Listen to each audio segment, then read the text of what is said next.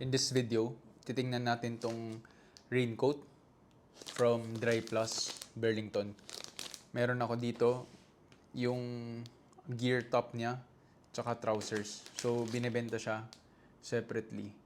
Binili ko to sa Lazada. Itong gear top is roughly around 1,000 pesos. Tapos ang pants niya would be around 900 pesos. Pero makakahanap kayo ng discounts during sale.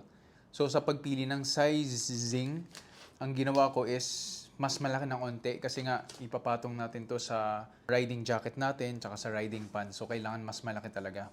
Ang okay sa kanya is compact size. Tapos the same with the trousers. Ganun lang siya kaliit. So very very convenient, especially sa mga nagmomotor kasi nga bitin tayo lagi sa space, and this would definitely help. Tapos we have the accent color here, neon. Tapos sa baba, meron tayong pampahigpit. Ganun ang itsura niya.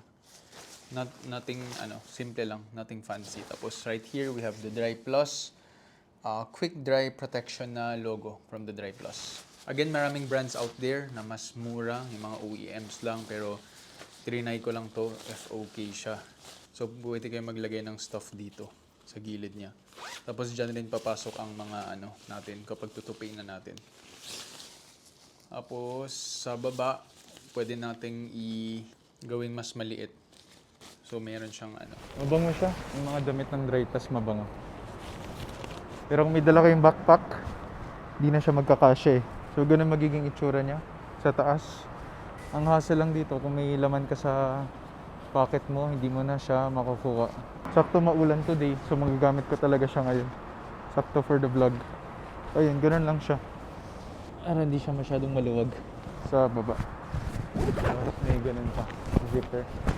Yun lang yung mahirap kung naka-raincoat. Kailangan pang hanapin yung bulsa mo. Medyo maulan the past few weeks dahil tuloy-tuloy ang bagyo. Walang katapusan na bagyo.